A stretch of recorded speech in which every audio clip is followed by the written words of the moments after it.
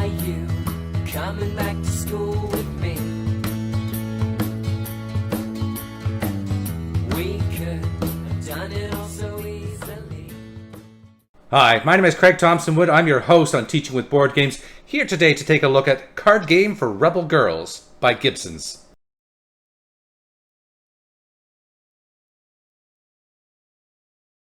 So this game was immediately intriguing to me because it's unique as far as I know. There's no game out there I know of that does what this one's doing, which is taking famous girls, famous women from history, from contemporary times, etc., and putting them in the spotlight, helping to educate people about famous women and girls of history. And this is exactly what this game is doing. It's putting girls and women into the spotlight for their achievements in different realms, such as sports and mathematics and sciences, etc., and celebrating the achievements of girls and women. So I thought that was really interesting. But what I also noticed, it says on the back of the box here, is that it says that the art from this game is done by women from all over the world, which I thought was an amazing achievement, a really interesting thing. And unfortunately, there's nothing in the box that describes anything more about that. It's just a little tiny, almost like footnote on the back of the box here. I'm going to be talking to Gibsons about that to see if I can get some more information about it, because to me that's really interesting. I'd like to know more about that. In fact, Gibsons, you might be on my interview list if you'd be so kind as to grant me an interview. I'd like to find out more about this game, what inspired it, and what went into this. It's a very interesting project. But let me take you to the report card, and I'll tell you what I think of it as a game. So looking at the number of players for Card Game for Rebel Girls, I'm going to give it a B, because it plays between 2 to 4 players, and if you play between 2 to 4 players, that is the B. For learning, I'm going to give the game an A+. Like I said in the introduction, this game is doing something that I've never seen any other game do, which is helping to educate about these women and girls from all different times and things to help us to learn more about them. But what you're learning in the game can be just a starting point. There's just a card with a name, a picture, a drawn picture, and a little blurb of information about what this person's done. And from there, if you're more interested, you can investigate. It's because if you were to start talking about like famous women and girls from history and some of the amazing achievements and things that girls and women have done throughout history, where would you start? Honestly, I mean, it's such a vast topic, an often neglected topic, women taking more of the back seats to the men's achievements and such. But if you wanted to learn more about it, it's a really, again, like I said, where to begin? Well, what's nice about this game is once you've played it, maybe you'll see some cards in there, some people who catch your eye, get your interest. There's something about what they did that's just kind of sparks your interest and gets you interested. So this can be a way to launch into more of an investigation. In my classroom, students are allowed to make presentations on topics of their choice if something is interesting to them. Like, I've had presentations about different types of wildcats and cars and Apple products and whatever the kids are interested in. I just let them do that because I want them to share their passions. I want them to share their interests. I could totally see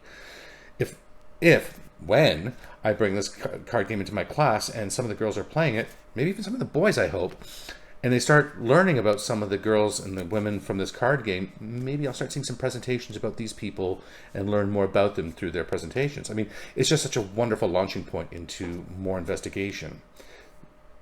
So for that reason, I give it the A+. For fun, I'm going to give the game a B. The game has one of my favorite mechanics in all of board games, and that's the drafting mechanic. I find drafting mechanic a very interesting one. It's the mechanic where you have a deck of cards or some cards or whatever in your hand that you have, in this case cards, and you are choosing one of those cards. That's your card. The other cards go to your opponent. So of all the cards you have, you're only getting to choose one. Which one do you have? Which one are you going to pass your opponent? Do you take the card that you want because you want it, or do you take the card that you want because you don't want your opponent to have it? I mean, it's a whole real difficult decision. I love games which encourage those decision-making things. And the one thing I don't like about this game is that it has a mechanic of real sort of take that kind of thing, where it's like, if you get this wild card, you can take opponents' sets that they're building. It has to be an incomplete set, but now some of these sets can take like 5 cards. And if you have 4 of the 5 cards and somebody's like, oh, thank you very much, I'll take all of the work that you've done there for myself, it's really disheartening. I don't find that a very fun mechanic. I think it's just a very frustrating mechanic. So it kind of brings it back down again. Overall, though, I think it's still going to be a fun game and one that people are going to enjoy. So I think it balances out into the B for me. For time, I'm going to give the game an A+. It says the game plays between 10 to 20 minutes, and that's about right. I mean, for a 2 to 4 player game, 10 to 20 minutes, that's super quick. So this is one if you have those indoor recesses, or if you maybe have a period where the kids are, like it can be done as a part of a center or something, if you want to include it that way. There's just lots of ways, because it's so quick, it makes it that much easier to incorporate into the classroom in whatever ways that you want to see it being done. If you want to play this game at home, and it's not a big time commitment to be playing with your kids at home. So I just think overall the time, wonderful. Setup played up very easy because it's just a bunch of cards. So yeah, definitely an A+ for me. For cost, I'm going to give the game an A+. The game was only $15 at levelup.ca, and that's for a card game already. That's a fantastic price. But again, the value that you're getting out of this game, I mean, the value alone in terms of the work that's gone into this game, in terms of the research for all the different women that are and girls that are included in the information in the game, but also all the artwork done by all the women from around the world, which I still think is such a fascinating topic. Just a lot's gone into this game. And again, the value of what are you going to get out of the game in terms of playing it. It's again a game I think that is going to get played more than once. You're going to be wanting to play this game over and over again. So that is always a consideration, because even for $15, if you're playing it once, I would still say not a good price. It's not good value, but I do think that this is a game that is going to be hitting the table multiple times, and you're definitely going to get your money's value for it. So A+ for me. All right, let me take this game to the table and I'll show you how it's played. So this would be the setup for a 2-player game of card game for Rebel Girls. So what you're doing is you have these pink back cards are the Rebel rewards, and they're going to be pink on the front as well. The Rebel Girls and wild cards are on the blue ones. Each player is getting 5 cards for their hand, which is kept secret from the other players. And you're going to be then drafting those cards. So this player might look at their ones here. So they have a choice here to try and go for the 2 points, which is only 3 to get, or they can go for the 6-point ones, which are 5 to get. So because they're more difficult, they take more. So looking here, they know it's coming back to them after the next one. So they could definitely get this 2.1 very quickly. They could maybe go, they're going to take the chance, and they're going to take the only one pink one, because there's a lot of the blue ones and everything. There's a lot of the other things. So they're going to take this one, and so you're matching warriors with warriors. So you're looking for the thing. So you're putting down Wangari Maathai. I'm not even trying to pronounce it now. I apologize for butchering the name. So I'm putting it there. Now what you do as well is you're taking one card. You look at it. Okay, now when it's a wild card like this, you're playing it right away. So add 2 character cards to your scoring sets on your next turn. So you can add 2 characters instead of just 1. So then you take another card. You're always passing 5 cards over to your opponent.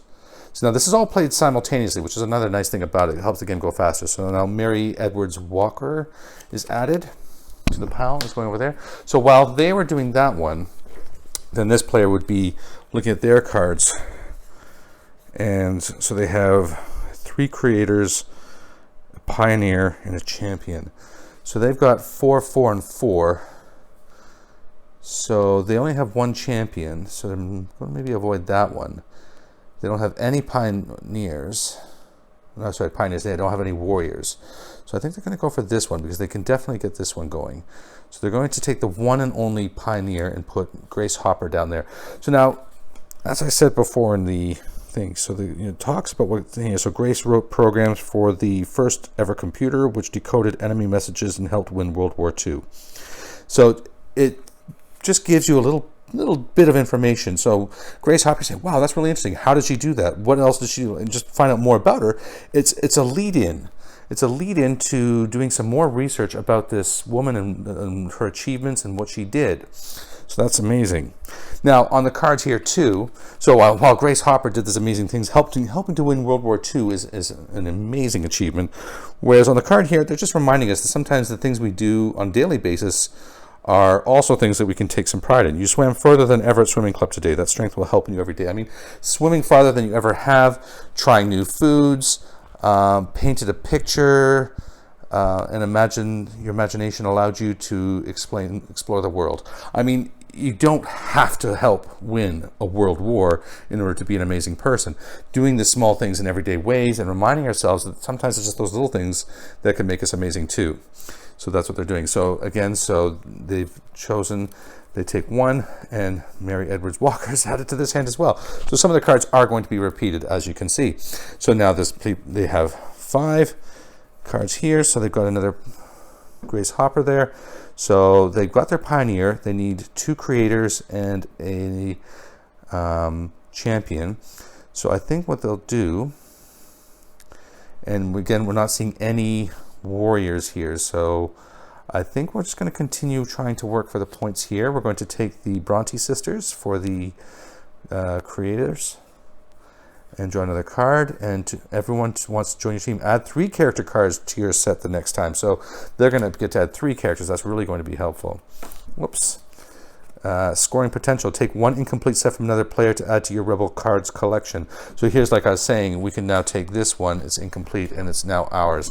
So when you complete one, so that one comes across, but now they've lost theirs. Okay, so that's done. You always have to pass 5 cards over. So this person, again, apologies, I'm not even trying to pronounce that name for fear of butchering it terribly, comes over there. Okay, and it goes back and forth at such a point. So on this next one, this team's going to be allowed to add 2 characters. So she's going to look here to these ones, and she's going to maybe add these 2 to there, like so.